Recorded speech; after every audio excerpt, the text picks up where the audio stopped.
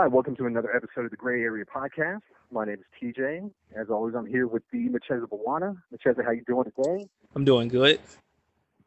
All right. So here on the podcast, what we do is we have thought-provoking conversations, conversations most people are afraid to have. And we do 15-minute conversation starters. You know, we pick a subject, we start the conversation so that you guys can continue the conversation. Again, it's just 15 minutes. We'll put a timer on, try to get as much into it as possible in 15 minutes. I want you guys to like and subscribe, comment, pick new subjects, things of that nature. So today what we're doing is we're doing the second part of a two-parter. We talk about negative and positive emotions. And then real quick, before you get into that, the other thing we want to do is kind of show people that you can have conversations with people that you don't necessarily agree with all the time without yelling or dismissing somebody's opinion. Right, and that's why I like the Stoicism thing, because you know enough about Stoicism, right? Yeah, well, there is like a step-by-step thing. It's only like 5 steps. I'll send that to you, but you'll already know it probably. But anyway, so today's subject is positivity, and how you can cultivate it, what positive and negative emotions are, how you can recognize them in yourself, and how you can deal with a negative environment turn into a positive environment, and why that's important. So we'll just start with that. No, actually, what we'll start with what do you think some positive emotions are. We'll start with Mchezo. Mchezo, what do you think some positive emotions are? Optimism, love, hope, faith. What about you? Well, obviously being happy. Hopeful is a big one. That's an emotion. That really covers a lot of the other emotions. But it's just having a good outlook. But we're talking about emotions. Happy, not fearful. Obviously, I had a whole list of them, and I just messed that up. Yeah, you got to be more prepared. There's a lot of positive. Preparation helps with positivity. Because preparation helps with confidence. Right. Being unprepared brings on fear. Confidence. Yeah. Yeah, confidence is a good one. Self-respect is a good one. Things of that nature is what's the other one? Not self-respect, but a positive self-image. But so these are just some positive emotions. They counteract negative emotions. And why do you think positivity is so important to anybody? To me, positivity is what brings about solutions and what brings about change. I think negativity is what takes you back or keeps you stagnant. And so I think that's what positivity is. People like to be around positive people for the most part. People like to be around people that inspire them, because that's another part of positivity, inspiration. You just feel better. You get more energy around positive people. Now, one thing you did say I wanted to ask you about. Now, you said you can turn your environment positive. How does one turn a negative environment into a positive environment? And is this something that's limited to age? Because how can a kid that's in an abusive household turn their negative environment into a positive environment? It's going to be very hard for a child. It's going to be very hard for a child, obviously, if they can. We're talking about more adults who are kind of in charge of their own life, in charge of their own mind. I couldn't tell you about kids. But positive environment, you would start, there's this analogy, a garden, right? So you have a garden, and all your flowers are good, right? Those are the positive emotions, but you got a bunch of weeds. One way you could beautify your garden is just to start picking the weeds. So you start by addition by subtraction. You start to limit yourself around negativity, and you eliminate or limit yourself around negative people or negative environments if you can, right? So that's something you can do. But what if those negative people live in the same household as you? It's tough, man. Yeah, you have to be really tough to do that. You have to really try. You're going to have to try harder to cultivate positivity in your own mind. You have to, and you have to start looking at those people for what they are. If they're a negative person, it doesn't matter if it's your own mom, it's your wife, whatever. If they're being negative, you try to have the conversation with them. If they don't want to have the conversation, you just kind of have to steer yourself away from this conversation, or love them from afar. Now, if you, like, for example, if you're married to a miserable person, it's making you miserable. You have a tough choice to make. That person's not going to be positive. They're not going to listen to you. They're always downing you. They're always telling you how you messed up or you failed. Hopefully you find that out before you get married. But you have a tough choice to make, man. This is your mental health. This is your mental health in your life. How would you deal with it? How I would deal with it, and Yeah, what I would negative consider the negative prescription environment. to be are two different things. Because the one thing is practicing what you preach and doing what Hmm. you know what you need to do. And sometimes I don't always do that, but in the I guess in an ideal situation, what I would do is try to overdose on positivity to a certain extent. Right, Because I talked about the right. positivity and negativity meter. You want your positivity meter to be way higher than your negativity meter, so that way when you take hits, like on Star Trek they say shields. What's the damage to the shields? And they say shields at Hmm. 85%. So whenever you're taking that damage, you still got the shields up. You know what I'm saying? Um, Yeah, no, you're right. Yeah. but when I was sick, one thing I did, I told myself I was gonna overdose on basically fruit and sleep. Fruit, sleep, and water. And I did that. I just was eating a whole bunch of fruit, drinking a whole lot of orange juice, sleeping a lot, and drinking a lot of water. And I pretty much got over Hmm. it. I recovered pretty fast. And I think that's what you have to do in the case of being in a negative environment. Is pretty much just overdose on positivity. Not to the point where you're just like it's unrealistic to Hmm. because sometimes you kind of do need negative emotions. I think to balance out. Hmm. Balance is always key, or at least to be logical about the situation. I think that would be the best way to put it. See, when negativity and positivity are emotions, right? And when you make Right. emotional decisions, sometimes it might not be the best. But Well, negative. if you can somehow have that logic, um, decision making ability to look at all of your decisions, or at least as much as possible, I think you'll get better results. Now, what were you going to say? Yeah, I think I see what you're saying. Let me see if I got it right. So, I understand the whole thing about keeping the positivity shield at 100% or more, because negative things will happen. No one's saying you have to be positive 100% of the time. That's probably not going to happen. And if you do that, you're delusional. I don't think you need negative emotions, to be a logical person. But you do have to understand when there is danger, when something's going on.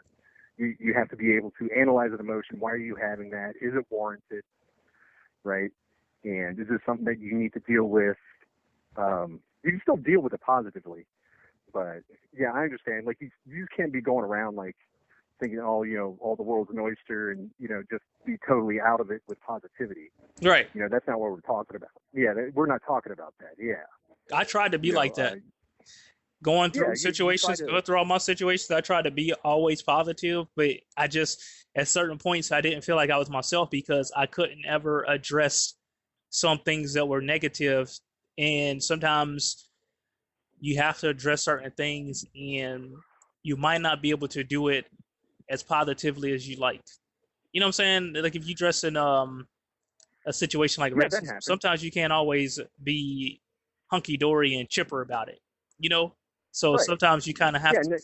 Sometimes the negativity kind of brings things to realization, I guess. Sometimes, so sometimes we can, like I said, I just didn't feel like my normal self until I started embracing some negative things. But the whole purpose is to always. Well, my goal is to be on the positive side more so than a negative side in every Right. situation. And what? Yeah, you're right. A lot of people do that too. They think being positive means going around and just ignoring the shit that's going on around you and letting people just beat you up. No, that's not what it is. You can deal with anything in, a positive way. Like someone breaks into your house and you have to shoot them doesn't mean you necessarily have a negative emotion, but, it's definitely a situation you have to deal with. Um, One way to, like you said, overdose on positivity is instead of like looking at every single situation, you should try to look at the silver lining in everything if you can, right? And as you build up this positive mindset, build up this momentum with positivity, you'll get better at it. But one good way to do it is, especially in the beginning, is as things come. So let's say a negative thing comes at you. Something happens in your life that's negative, right?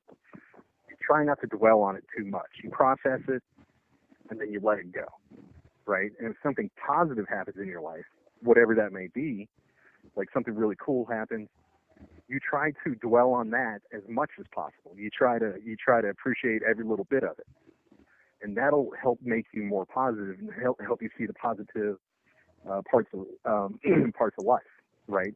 Like stopping and smelling the roses. You know what I mean? Yeah, a lot of it comes down to writing down something, writing down what can I do to improve the situation. So let's say your lights got cut off. Say, well, how can I get my lights turned back on? And start focusing on the solutions, because we can dwell on the problem because it's easier to do that. The solution takes effort and mind power. Right. That's the thing about negativity. Go ahead. Go ahead. I was going to say a lot of people. I was going to say, I just say one more thing. Negativity, a lot of times, can lead to bad decisions. Positive energy can lead to better solutions. But go ahead. Right, yeah, because a lot of people go elsewhere to look to ease negativity, and a lot of times that can be a bad decision. And they say a lot of people, what happens when you pick goals, just pick tiny goals, right? Whether it's cleaning your room, like little accomplishments, and get those accomplished, you'll feel happier. You'll feel happier. You feel more positive. We'll use one that everybody's done before. One of my favorite examples. You're working in a job you hate, right? Because you have to pay, child support, whatever. And you have to work at this job you hate. You hate the people that you work with. Now, hate's obviously a negative emotion. If you don't have a goal in mind on how to make it better, you're going to sit there and you're going to ruminate on that. You're going to sit there and you're going to be miserable at least 8 hours a day. You're going to be miserable when you get home, and it just snowballs. Yeah, so, I think that's where faith comes in. Faith is kind of like patience, yourself. So when you think of positive, you got to have that faith. Like, okay, I'm here, but my goal is to do this, and that faith helps you with patience. Right. And I think one thing I did was the part I wanted to touch on before the 15 minutes is over is I don't think you touched on this. Why is positivity important? Because people are going to be like, no, I don't go around thinking there's sunshine everywhere. I get things done. Why is positivity important? To me, I just make better decisions thinking positively. You feel better about yourself. Yeah, no matter what the situation. Yeah. A situation where normally you would blow up and just get fucking angry and just, feel miserable for a couple of days. You'll still get angry and stuff like that, but it lasts, it's so much shorter, so much less time. Yeah, I try not to let people bother me. That's what I was talking about before about being polite. What helped me is just being polite. Trying not to get so emotional, because it doesn't make much sense for you. It's not really much of a benefit for you to let a negative person make you negative and ruin your moment.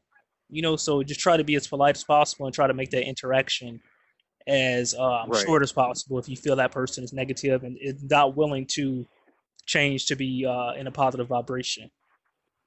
Right. Anger is a poison that you drink hoping the other person will die.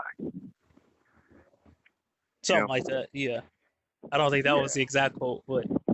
No, it's somewhere around there, but it's like, it's a poison it's just hurting you. Yeah, being exactly. Just hurting you. It is. Yeah. It is. We don't see that, though. But, yeah, I mean, that's what it is. But that's our 15 minutes. Yeah. Like, you got anything else to say to close it out? Yeah, just, I'll close it out and negativity, positivity, what was I going to say?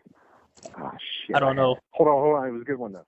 We're talking about positivity, just in case you were confused about what we talked about or what show you're on. This is the Great Area Podcast. No. No, it was a good quote. Anyway, it doesn't matter. Yeah, you want to write this stuff down. That's what I'm talking about with the positivity. The first step, a lot of times, is actually writing down your goal or how can I get into a positive vibration? How can I make my situation better? And a lot of times, Right. I don't always write it down, but I wrote some stuff down today because I'm trying to get into the habit. Well, I'm not even trying, I'm getting into the habit. But in order to get Right. into a habit of something, you have to start. Yeah, you got Then to you take have that. to do it again. You know what I'm saying? So, Right. and then again and again and Yeah. again. To where Right. it's not even, it's Uh, just, it's unconscious.